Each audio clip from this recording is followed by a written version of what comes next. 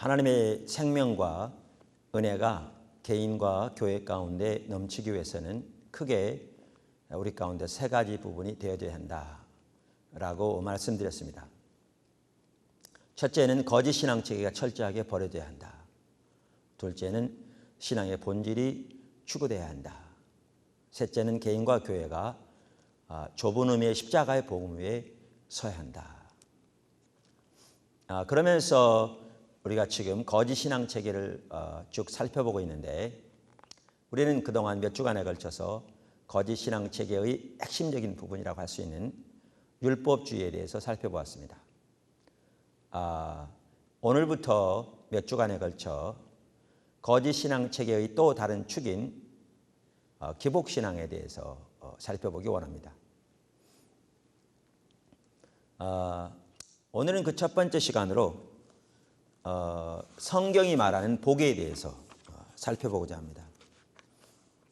어떤 사람들은 성경은 복에 대해서 말하고 있는데 왜 기복신앙이 잘못된 것이냐, 혹은 제가 그것이 거짓신앙체계의 한 축이라고 말할 때 왜 그게 거짓신앙체계냐라고 반문합니다.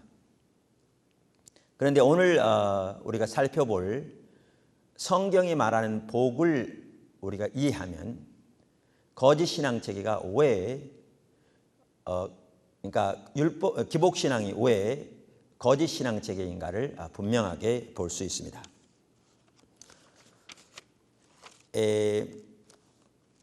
오늘 우리가 같이 읽을 성경은 신명기 30장 19절에서 20절입니다. 내가 오늘날 천지를 불러서 너희에게 증거를 삼노라.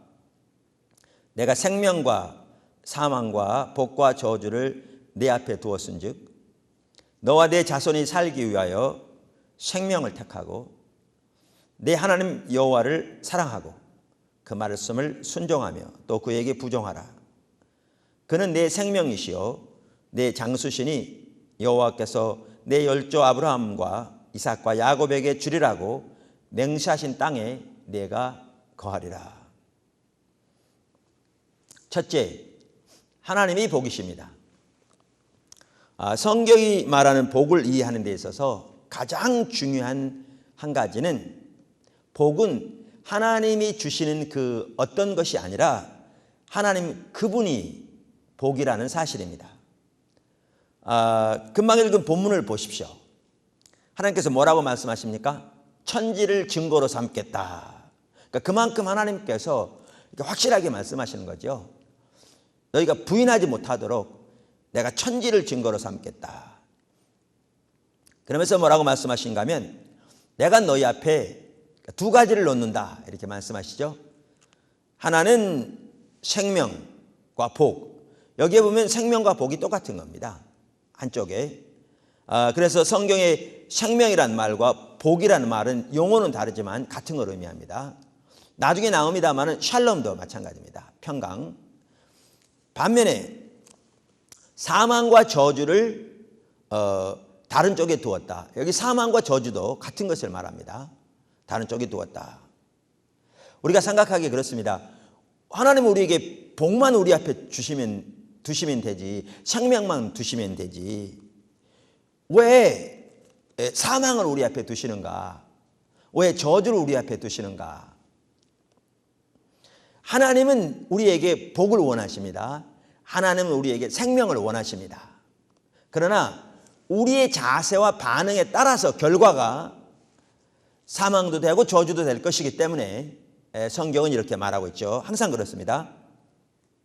자, 그래서 여기 보시면 하나님께서 한 편에는 생명과 복, 다른 편에는 사망과 저주를 두었다고 말씀하시면서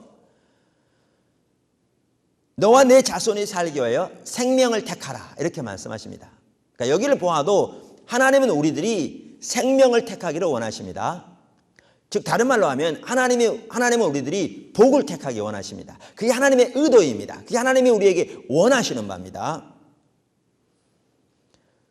그러면서 내 하나님 여호와를 사랑하고 그 말씀을 순종하며 또 그에게 부종하라. 이것은 이제 그 생명을 택하는 방법에 대해서 말씀하시는 거죠. 그러면서 아주 중요한 말씀이 여기 나옵니다. 그는, 여기에 그는 하나님을 가리킵니다. 그분은 그 말이죠. 그분은 내 생명이시요 내 장수시니. 그러니까 여기에 보시면 하나님 그분이 곧 생명이십니다. 다시 말하면 하나님 그분이 곧 복이십니다.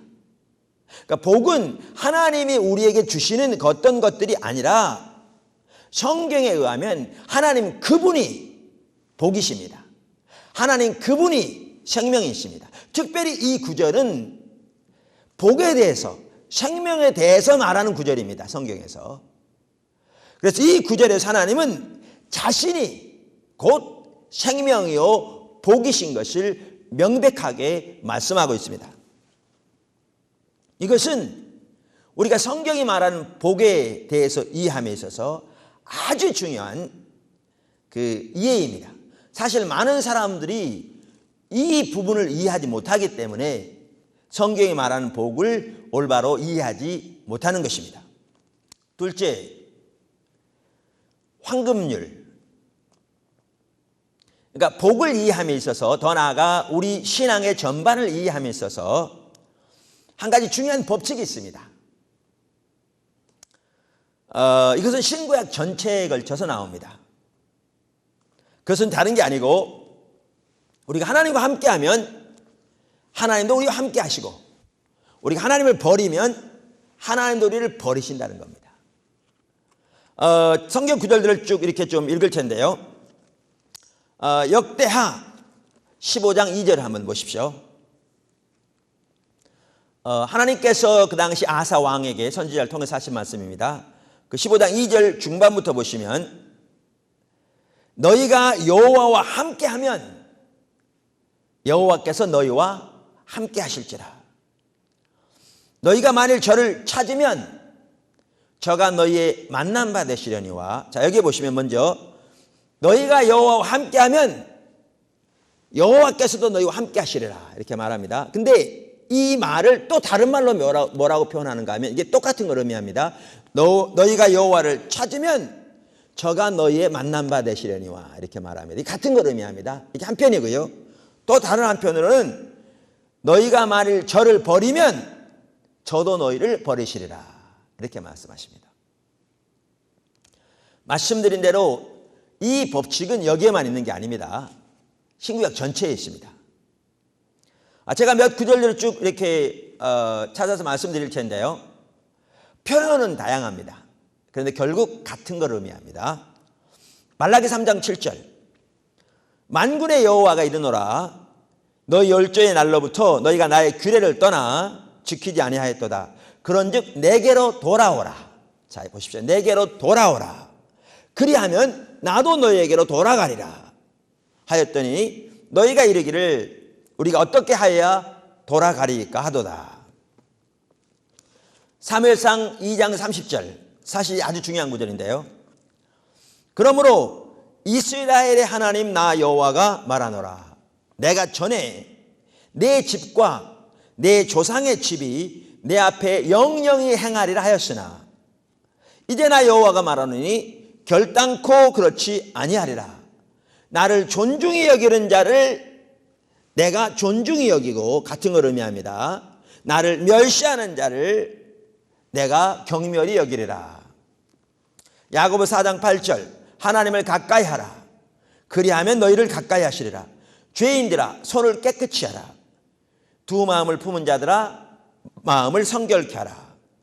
예레미야 2장 29장 13절 너희가 전심으로 나를 찾고 찾으면 나를 만나리라.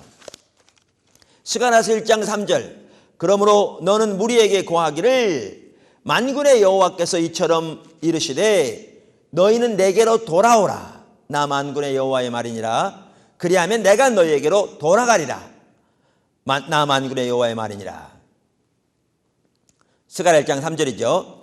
자, 여기에 보면 표현은 다양합니다만 똑같은 것을 의미하는 법칙이 있습니다. 그러니까 한편으로는 우리가 하나님과 함께하면 하나님들이 함께 하십니다. 이 말을 다른 말로 하면 우리가 하나님을 존중하면 하나님들을 존중하십니다. 또 하나님을 찾으면 하나님이 우리의 만난 바 되십니다. 하나님께 가까이 하면 하나님도 우리에게 가까이 하십니다. 하나님께로 돌아가면 하나님도 우리에게 돌아오십니다. 이게 한편이고요. 다른 또 한편으로는 우리가 하나님을 버리면 하나님도 우리를 버리십니다. 다른 말로 하면 하나님을 경멸하면 하나님도 우리를 멸시하십니다. 이게 그 하나님의 법칙입니다. 자, 세 번째, 황금률의 의미. 근데 이 법칙을 이해하는 것이 아주 중요합니다만은 성경의 모든 면에서 그렇듯이 우리가 여태까지 살펴본 부분만 하더라도 성경이 말하는 관점, 성경이 말하는 그러한 의미를 따라 그 하나님의 말씀을 이해하는 것이 얼마나 중요한 것인가를 여러 차례 살펴봤는데요. 사실 이 복을 위한 이 황금률에서도 마찬가지입니다. 그래서 여기서 중요한 것은 하나님께서 말씀하신 그 말의 의미가 무엇이냐는 거죠. 다시 말하면 하나님과 함께하면 하나님도 함께 하신다고 그랬는데 하나님과 함께한다는 말이 무슨 뜻이고 또 하나님을 버리면 하나님도 저를 버리신다고 그랬는데 그 하나님을 버린다는 말이 무슨 뜻인가 하는 겁니다. 이것을 올바로 이해하는 것이 중요합니다.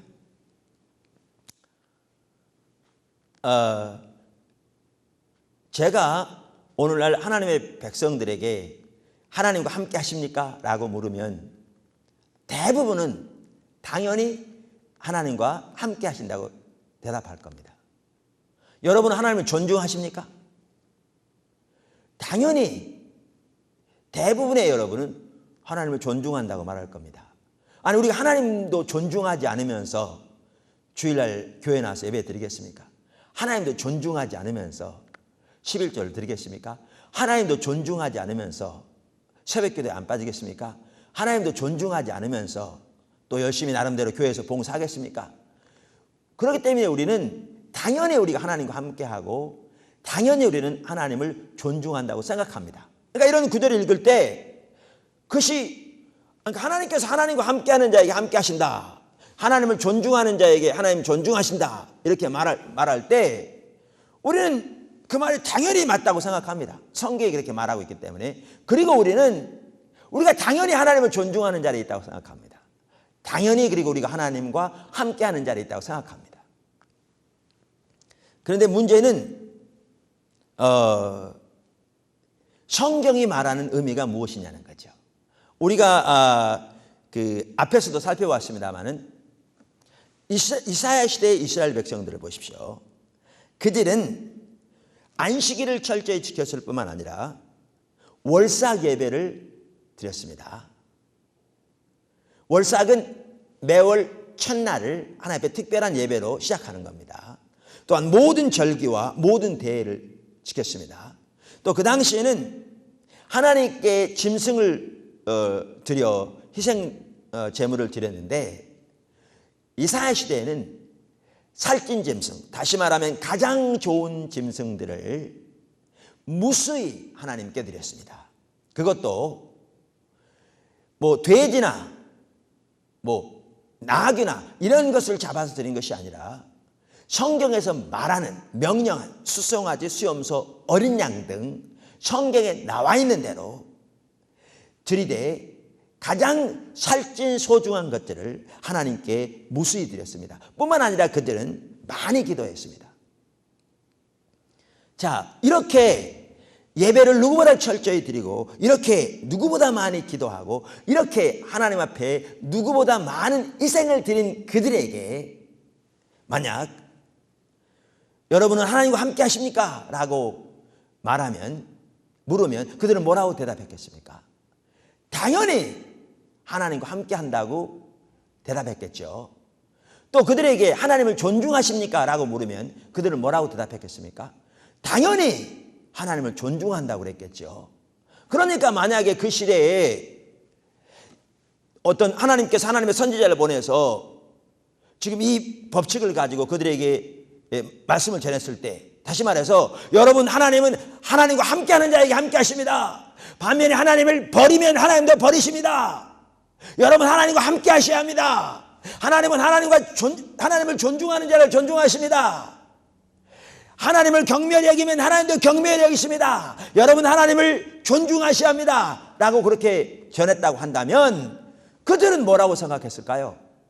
할렐루야 아멘으로 받아들였겠죠. 그리고 자신들은 당연히 하나님과 함께하는 자리에 당연히 하나님을 존중하는 자리에 있었다고 자부했겠죠. 왜냐하면 하나님을 멸시하면서 하나님을 버렸으면서 그 많은 예배와 그 많은 기도와 그 많은 금식과 그 많은 제물을 드릴 수 있겠느냐는 거죠. 그런데 성경은 뭐라고 말하고 있느냐는 거죠.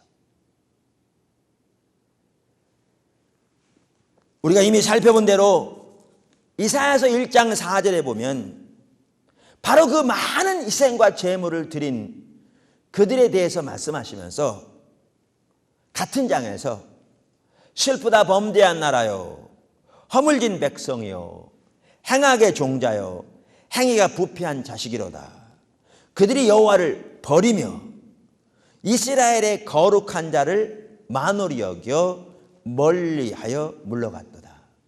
여기 보시면 뭐라고 말하고 있는가 하면 그들이 하나님을 버렸다라는 겁니다. 버렸다라는 거죠. 그러니까 그들이 하나님과 함께하고 있다고 말하는 게 아니라 그들이 하나님을 버렸다라고 말씀하고 있습니다. 뿐만 아니라 여기에 보시면 하나님을 버리며 이스라엘의 거룩한 자를 만홀히 여겨 물러갔다 이렇게 말함으로써 아까 법칙 중에 하나님을 버리면 하나님도 버리시고 하나님을 멸시하면 하나님도 저들을 멸시하시리라 경멸히 여기라 그랬는데 그게 같은 것임을 그러니까 같은 것을 의미한 것을 보여줍니다. 여기도 보시면 버렸고 하나님을 멸시하여 물러갔다 이렇게 말함으로써 하나님을 버린 것과 멸시한 것이 똑같은 것을 의미합니다. 여기 보시면.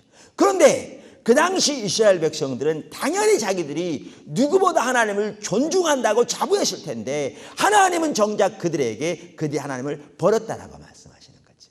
그들이 하나님을 멸시하여 멀리 물러갔다라고 말씀하시는 거죠. 바로 이 점이 문제입니다. 이 점이 문제입니다. 그래서 우리는 이 성경이 말하는 복을 이해하는 데 있어서 그 법칙을 올바로 알기 위해서도 성경이 말하는 그 말의 의미가 무엇인가를 이해해야 합니다. 그러면 성경이 말하는 하나님과 함께 한다는 말은 무슨 뜻이고 성경이 말하는 하나님을 버렸다는 말은 무슨 뜻인가? 예레미야 2장에 보면 우리는 이러한 공식을 볼 수 있습니다. 신앙의 본질, 그것은 인격체이신 하나님을 알고 존재를 다하여 그분을 사랑하는 삶입니다. 신앙의 본질, 그것과 하나님 중심적 삶, 그게 이꼬릅니다. 그 다음에 그것은 하나님의 주권적인 통치, 그와 똑같습니다. 그 다음에 그것은 하나님을 경외함. 그러니까 예레미야 2장에 보면 이 네 가지가 다 일치되는 것을 볼 수 있습니다. 다시 말하면 우리가 신앙의 본질인 인격체신 하나님을 알고 존재를 다하여 그분을 사랑하는 삶 가운데 있으면 우리는 지금 하나님 중심적인 삶을 살고 있을 겁니다. 그러니까 우리가 아무리 하나님과의 친밀한 교제 가운데서 인격체신 하나님을 알고 하나님을 존재를 다하여 사랑한다고 말하고 생각할지 몰라도 우리가 지금 하나님 중심적인 삶이 아닌 자기 중심적인 삶을 살고 있으면 그것은 거짓말입니다. 그러니까 옳지 않습니다. 왜냐하면 자기 중심적인 삶이 타락의 본질이기 때문에요. 우리가 앞에 살펴본 것처럼. 그래서 우리가 신앙의 본질 가운데 있으면 하나님 중심적인 삶을 살고 있을 것이고 그리고 이 삶 가운데 있으면 우리 삶에는 하나님의 실제적인 주권적인 통치가 있을 것입니다. 그러니까 우리의 삶이 실제적으로 하나님의 주권적인 통치 아래 있을 것입니다. 만약에 우리가 하나님 중심적인 삶을 산다고 말하면서 하나님의 주권적인 통치 아래 우리 있지 아니하면 우리는 실제로는 하나님 중심적인 삶을 살고 있는 것이 아니라 자기 중심적인 삶을 살고 있는 것입니다. 그래서 신앙의 본질, 하나님 중심적인 삶, 그 다음에 하나님의 주권적인 통치, 이것이 다 같이 가고요. 이러한 삶 가운데 우리가 있을 때 거기에 하나님을 경외함이 있을 겁니다. 그래서 이 네 개가 같이 갑니다. 그러면 하나님과 함께 한다는 말은 무슨 뜻인가? 바로 이 삶을 살고 있는 것을 성경은 하나님과 함께 하고 있다고 말합니다. 반면에 바로 이 삶에서 떠나 있는 것을 성경은 하나님을 버렸다라고 말씀하십니다. 그러니까 우리에게 아무리 종교적인 의식이 많다 할지라도, 이제 그건 조금 이따 나옵니다. 다음 시간에 아마 그걸 살펴볼 수 있을 것 같습니다. 왜 그러면 그 하나님에서 떠나 있는데도 많은 의식을 드렸는가? 이게 다음 시간에 나올 것 같은데요. 그러니까 아무리 종교적인 의식, 다시 말하면 아무리 많은 헌신, 심지어 아무리 많은 기도, 아무리 많은 그 봉사, 나름대로 아무리 많은 예배가 있다 할지라도 우리가 제가 지금 말씀드린 그 삶에서 떠나 있으면 그것은 하나님을 버린 것이고 그것은 하나님을 멸시한 삶입니다. 그리고 우리가 바로 신앙의 본질, 하나님 중심적인 삶, 하나님의 온전한 주권적인 통치, 그 다음에 하나님을 경외함 가운데 거할 때, 이렇게 하나님과 동행할 때 그것이 하나님과 함께한 삶입니다. 여러분 이사야 시대를 보십시오. 이사야 시대를 보시면 거기 보시면 이사야서 1장에서 우리가 살펴본 대로 그 많은 희생들을 드렸습니다. 많은 기도와 예배를 드렸습니다. 그런데 이사야 시대와 호세아 시대는 같은 시대라고 말씀드렸죠. 호세아서 4장에 보시면 뭐라고 말합니까? 이 땅에는 진실도 없고 인애도 없고 하나님을 아는 지식도 없다, 이렇게 말하죠. 그러니까 여기에 인애는 하나님을 사랑하는 건데 하나님을 아는 것과 하나님을 사랑하는 것이 없다는 거죠. 다시 말하면 신앙의 본질인 인격체신 하나님을 알고 존재를 다하여 사랑하는 그 하나님이 의도하신 삶에서 떠났다는 거죠. 떠났다는 거죠. 그러니까 이사야 시대에 그 많은 의식이 있었음에도 불구하고 하나님이 그들에게 원하시는 신앙의 본질인 인격체신 하나님을 알고 사랑하는 그 삶에서 떠났기 때문에 하나님은 그들에게 하나님을 버렸다라고 말씀하시죠. 버렸다라고. 그러면서 호세아서 4장 6절에는 이 백성이 지식이 없으므로, 이건 성경적인 지식을 말하는 게 아닙니다. 이제 앞으로 나옵니다만 인격체신 하나님을 아는 그 지식을 말합니다. 그 신앙의 본질에서 떠났기 때문에 망하는도다, 이렇게 말하면서 심판이 오는 것을 말해주고 있습니다. 그러면서 호세아 6장에 보면 우리가 여호와께로 돌아가자, 이렇게 말합니다. 1절에 여러분 보십시오. 하나님을 떠나는 것이, 말씀드린 대로 신앙의 본질에서 떠나는 것이기 때문에 하나님께로 돌아가는 것도 신앙의 본질로 돌아가는 겁니다. 그래서 아까도 말씀드린 대로 하나님과 함께한다, 하나님을 존중한다, 그 다음에 하나님께로 돌아간다, 하나님께 가까이 간다, 이게 다 같은 의미라고 그랬습니다. 만약에 우리가 일반적으로 생각하듯이 더 이상 교회 안 다니고 이제 예배도 안 드리고 헌금도 안 드리고 기도도 안 하다가 이제 어려움 당하면 하나님께 돌아가야지, 그러면 다시 예배도 잘 드리고 기도도 잘하고 또 성경도 열심히 읽고 또 봉사도 열심히 하는 그 자리로 돌아가는 것이 하나님께 돌아가는 거라고 생각하는데, 다 그게 중요합니다만은 그게 하나님께로 돌아가는 거라면 이사야 시대에는 하나님께로 돌아갈 필요가 없었습니다. 왜냐하면 그들은 그것을 진짜 누구보다 잘하고 있었거든요. 우리가 앞에서 살펴봤듯이 바리새인들은 누구보다 그것을 잘하고 있었습니다. 근데 똑같이 성경은 그들이 하나님을 버렸다라고 말하고, 그래서 호세아서에 하나님께로 돌아가라고 말하죠. 그럼 돌아간다는 게 뭐냐? 호세아서 6장에 바로 3절에 보면 그 여호와께로 돌아가는 것에 대해서 말하면서 그걸 다른 말로 표현하기를 우리가 여호와를 알자, 힘써 여호와를 알자, 이렇게 말함으로써 바로 아까 말씀드린 하나님을 아는 자리로, 인격체신 하나님을 아는 자리로, 다시 말하면 하나님을 알고 존재를 다해 사랑하는 신앙의 본질 가운데로 돌아가는 것이 하나님께로 돌아가는 것임을 말해주고 있죠. 거기서 떠난 것이 하나님을 떠난 것임을 말해주고 있고요. 그래서 호세아서 6장 6절에서도 내가 원하는 것은 번제와 제사가 아니고 바로 너희가 나를 알고 나를 사랑하는 것이라고 말씀하고 있지요. 이처럼 성경이 말하는 하나님과 함께한다, 그 말은, 하나님과 함께한다 그 말은 우리가 인격체신 하나님을 알고 그분을 존재를 다해 사랑하는 삶을 말하고, 그래서 하나님 중심적인 삶 가운데 거하는 것을 말하고, 하나님의 온전한 주권적인 통치 가운데 거하는 것을 말하고, 하나님을 경외함 가운데 하나님과 동행하는 그 삶을 말합니다. 그리고 바로 그 삶에서 떠나는 것이 하나님을 떠난 것이요, 하나님을 버린 것입니다. 우리가 이제 앞으로 하나하나 살펴보면 나오겠습니다만은, 여러분 여기서 떠나면 우리의 삶은 절대로 우리가 이론적으로 아는 성경적인 지식을 반영하지 않습니다.